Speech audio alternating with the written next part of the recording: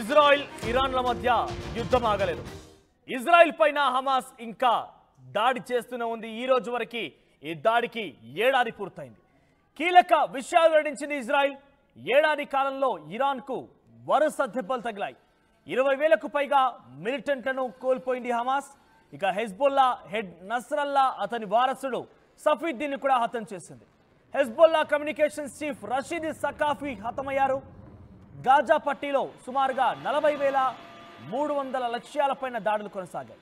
Gaza పట్టీలో 17,000 మంది Hamas ఆపరేటివ్లు హతమయ్యారు. ఇజ్రాయిల్లో 1000 మంది ఉగ్రవాదులు హతమయ్యారు. ఏడాదిలో 26,000 రాకెట్లతో దాడి చేసింది.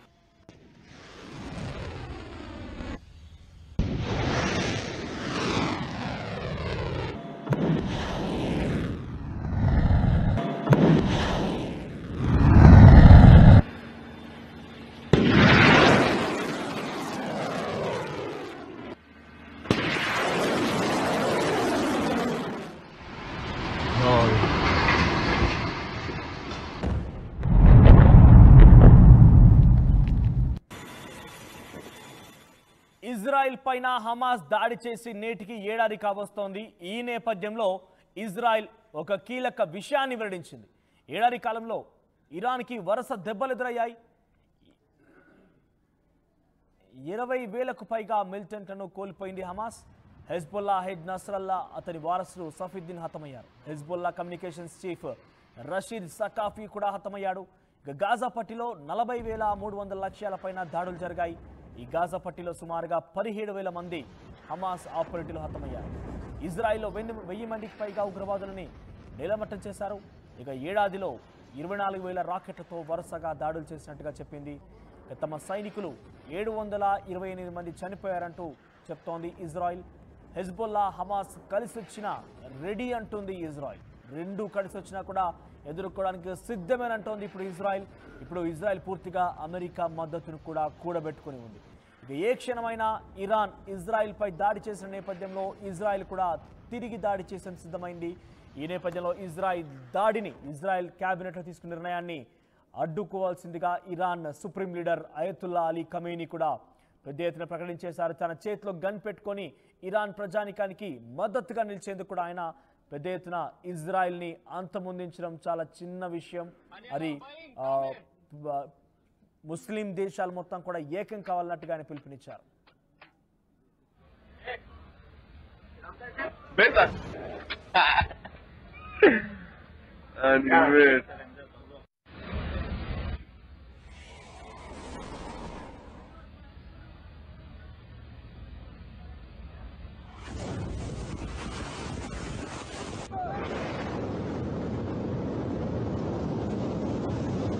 Aniel Arbain, come in.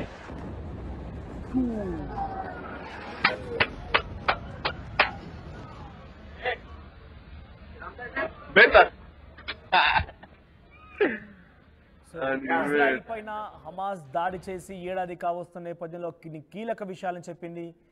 ఎప్పుడెప్పుడు ఎవరెవరిని అటాక్ చేసింది, ఎన్ని రకాలుగా ఇబ్బంది పడిందనే విషయాన్ని ఇజ్రాయెల్ వెల్లడించింది.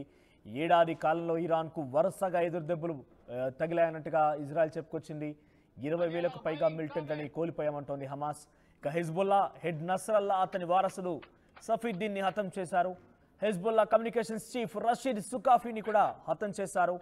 గాజా పట్టీలో 40,300 లక్ష్యాలపైన దాడులు చేశారు. గాజా పట్టీలో 1,700 మంది హమాస్ ఆపరేటివ్లు హతమయ్యారు. ఇజ్రాయిల్లో 1000 మంది ఉగ్రవాదులను హతం చేశారు. ఇక ఏడాదిలో 26,000 రాకెట్లతో దాడులు చేసినట్టుగా చెప్తున్నారు. తమ సైనికులు 727 మంది మాత్రమే చనిపోయారంటోంది ఇజ్రాయిల్. ఇక హెజ్బుల్లా హమాస్ కలిసి వచ్చినా కూడా ఈసారి ఇజ్రాయిల్ దేనికైనా సిద్ధమంటోంది. సో ఇరాన్ ఏ క్షణమైనా కూడా ఇరాన్ ఇప్పటికే ఇజ్రాయెల్ పైన దాడి చేసింది. దీంతో ఇజ్రాయెల్ కూడా ఏ క్షణమైనా ఇరాన్ పైన దాడి చేసే అవకాశం కూడా ఉన్న నేపథ్యంలో ఇరాన్ కూడా పూర్తిగా ముమ్మరంగా సిద్ధం చేసుకుంది. అన్ని రకాల సర్వ ఆయుధాలని ప్రజలతో ధైర్యం నింపేసి అవి కూడా సిద్ధం చేసుకుంది. ఇజ్రాయెల్ని మట్టు పెట్టడం కోసం ముస్లిం దేశాలు మొత్తం కూడా ఏకం కావాలన్నట్టుగా Iran supreme leader Ayatollah Ali Khamenei కూడా ప్రకటించేశారు. సో పెద్ద ఎత్తున పశ్చిమాసియాలో ఒక ఘోర యుద్ధ వాతావరణం నెలకొంది. సో ఏ క్షణమైనా యుద్ధ వాతావరణం కాత ప్రపంచ ఆర్థిక వ్యవస్థ పైన, ప్రపంచ శాంతి భద్రత పైన కూడా పూర్తిగా కూడా దెబ్బ కొట్టే అవకాశం ఉన్నట్టుగా ప్రపంచ మేధావులు, ప్రపంచ విశ్లేషకులు అంచనా వేస్తున్నారు.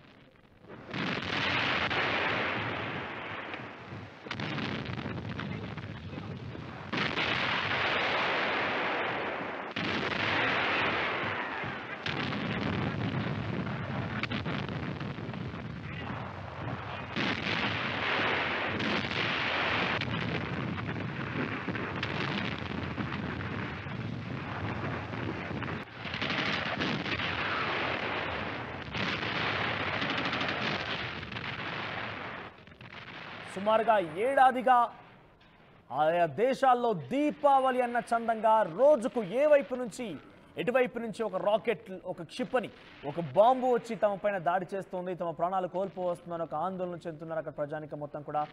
ఏడాదిగా ఇదే పేలుళ్ల చప్పుళ్లతో మనకు కనబడుతున్నాయి. ప్రపంచం మొత్తం కూడా అటువైపుగానే చూస్తోంది.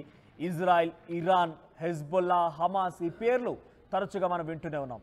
ఇరాన్ పై మొదట హెజ్బొల్లా దాడి చేసి ఏడాది కావచ్చు నేపథ్యంలో తాజాగా నివేదిక విడుదల చేసింది. ఇక ఏ రకంగా చూడండి, అక్కడ ఒక వ్యక్తి ఆ కారులో ప్రయాణించేందుకు అక్కడ చేరుకున్నాడు. క్షణాల్లోనే, రెప్పపాటులోనే ఆ కార్ ముందు కదలంగానే వెంటనే ఆ కార్ బ్లాస్ట్ అయిపోయినందున వారితో కూడా స్పాట్లో మరణించారు. ఈ తరహాలో అటు హమాస్ చీఫ్ ని పలుమార్లు మట్టుపెట్టింది. ఇప్పటికే హమాస్ హెజ్బొల్లా చీఫ్ అయినటువంటి నస్రల్లాను కూడా మట్టుపెట్టింది. ఆ తర్వాత సఫీద్దీన్ని కూడా హతం చేసింది.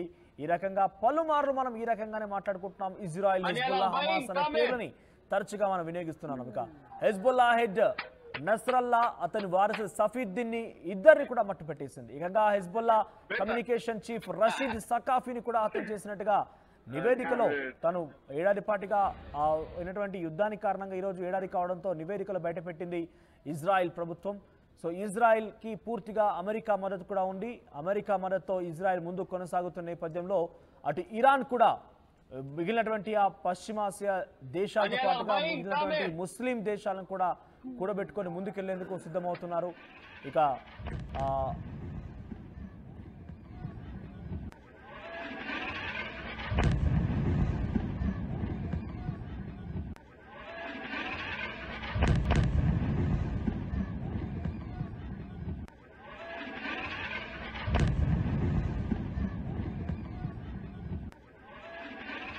ఇక్కడ చూడొచ్చు, బాంబుల తాటికి ఇండ్లే నేలమట్టమైపోతున్నాయి. ఫ్యాక్టరీలన్నీ కూడా ధ్వంసమవుతున్నాయి. ప్రజల ప్రాణాలు ఇట్టే క్షణాల్లోనే గాల్లో కలిసిపోతున్నాయి. ఏ క్షణం ఎటువైపు నుంచి ఏ బాంబు దాడి తమపై వస్తోందో, ఎంతమంది మరణించాల్సి వస్తున్నట్టుగా వారంతా ఆవేదన చెందుతున్నారు. పెద్ద ఎత్తున భయభ్రాంతులకు గురవుతున్నారు. ఇంతటి తీవ్ర స్థాయిలో ఈ విధ్వంసం ఎన్నడూ కూడా కనివిరిగని ఏ రీతిలో అయితే అక్కడ యుద్ధం కొనసాగుతూనే ఉంది. ఏడాది పాటుగా కొనసాగుతుంది ఈ యుద్ధం. ఇంకా కూడా ముందుకు వెళ్తోంది. ఇది మరింతగా రోజు రోజుకి ఉధృతంగా మారుతోంది. ఇక ఇప్పటివరకు కేవలం హెజ్బొల్లా, హమాస్, ఇజ్రాయెల్ మధ్య మాత్రం ఆ దాడి ఉండేది. ఇక ఇరాన్ డైరెక్ట్ ప్రత్యక్ష ఎంట్రీతో ఇజ్రాయెల్, ఇరాన్ మధ్య ఆ వార్ మారింది.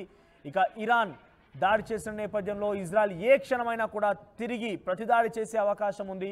ఇక ఈ దాడిలో ఎంతటి భీకర పరిస్థితులు ఉంటాయి, ఎంతటి తీవ్ర ఇబ్బందులు ఉంటాయని మాత్రం పెద్ద ఎత్తున ఆందోళన కలిగిస్తోంది. ప్రపంచ మేధావులు, ప్రపంచ విశ్లేషకులు కూడా ఏ క్షణమైనా ఈ భీకర దాడుల మధ్య మూడో ప్రపంచ యుద్ధం వస్తుందా అనే తరహాలో కూడా అంతా ఆందోళన చెందుతున్నారు. సో గాల్లోనే ప్రాణాలు కలిసిపోతున్నాయి. రాకెట్ లాంచర్లు, క్షిపణులు ఎప్పటికప్పుడు చాలా తీవ్ర ఇబ్బందికరంగా అక్కడ పరిస్థితులు నెలకొన్నాయి. సో ఏ వైపు నుంచి ఏ రాకెట్ వచ్చి తమపై పడుతోందో, ఏ వైపు నుంచి ఎటువంటి బాంబులు, ఎటువంటి క్షిపణులు వారిపై పడతాయన్న ఒక ఆందోళన ఆ ప్రజలు నెలకొంది. సో ఎప్పుడు చూసినా కూడా దీపావళి మోతలాగా ఆ సంబరాలు, ఆ యొక్క బాంబుల మోత మనకు కనబడుతూనే ఉంది. సో కొన్ని వేల సంఖ్యలో ప్రజలు ప్రాణాలను కోల్పోతున్నారు.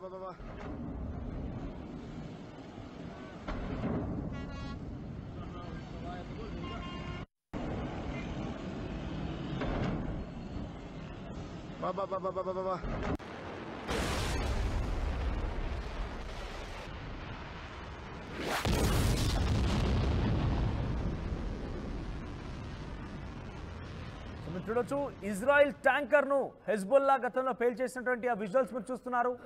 సో అదొక యుద్ధ ట్యాంకర్, దాన్ని పూర్తిగా నేలమట్టం చేసేసింది. అంటే ఈ స్థాయిలో అక్కడ బాంబుల వర్షం కురుస్తోంది, రాకెట్లతోని దాడి నడుస్తోంది, క్షిపణులతో దాడి నడుస్తోంది. సో అక్కడ ఒక ఇజ్రాయెల్ ట్యాంకర్ యుద్ధానికి మొదలవుతూ ముందుకు వెళ్తున్న నేపథ్యంలో దాన్ని పూర్తిగా నేలమట్టం చేస్తున్నటువంటి ఆ విజువల్స్ గతంలో జరిగినటువంటి ఆ ఘటనకు సంబంధించి ఇజ్రాయెల్లో దానికి సంబంధించిన దృశ్యాలు మీరు చూస్తున్నారు. పూర్తిగా నేలమట్టం అయిపోయిన ఒక్కసారిగా బ్లాస్ట్లో అందులో సైనికులు కూడా చాలామంది గాయాలపాలయ్యారు. ఇక తమ దాడిలో హిజ్బుల్లా దాడిలో గాయాలైనటువంటి ఆ ఇజ్రాయెల్ సైనికుల్ని అక్కడి నుంచి సురక్షిత ప్రాంతాలు తరలించేందుకు ఇజ్రాయెల్ ప్రభుత్వం హెలికాప్టర్ సహాయంతో వారందరూ కూడా తరలిస్తున్న దృశ్యాలు మనం చూస్తున్నాం. సో ఇటువంటి ఘటనలు ఈ ఏడాది కాలంగా ఎన్నెన్నో కోకొల్లలుగా ఉన్నాయి. సో చెప్పడానికి వివరించలేనటువంటి ఆ దృశ్యాలు కూడా అనేకంగా ఉన్నాయి. హృదయ విదారకమైన పరిస్థితులు ఉన్నాయి. సో పరస్పరంగా ఒకరిపై ఒకరి దాడిలో అనేక మంది అమాయక ప్రజలు పెద్ద ఎత్తున తీవ్ర ఇబ్బందులు పడ్డారు, ప్రాణాలు కోల్పోయారు. సో మీరు చూడొచ్చు రాకెట్ లాంచర్లు ఏ రకంగా ఇలా నీలమట్టం చేస్తున్నాయి. ఒక క్షణానికి 2 చొప్పున ఆ బాంబుల దాడులతోని పెద్ద ఎత్తున పూర్తిగా విధ్వంసం అయిపోయి పూర్తిగా నేలమట్టం అవడం కావచ్చు, అందరూ కూడా ప్రాణాలు వదిలిపోవడం కావచ్చు చూస్తున్నాం. సో క్షణానికి 2 లాంచర్ల పేరిట సుమారుగా ఒక నిమిషంలో 100కి పైగా ఆ బాంబులతో దాడి చేయడం అంటే అది ఆషమాష విషయమే కాదు.